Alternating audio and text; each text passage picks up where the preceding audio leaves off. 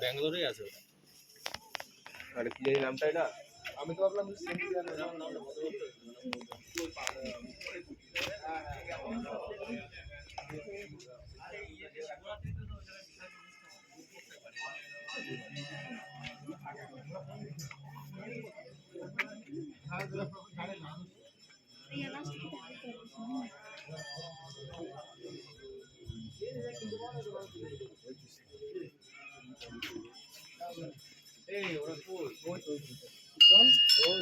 কি করে ভাই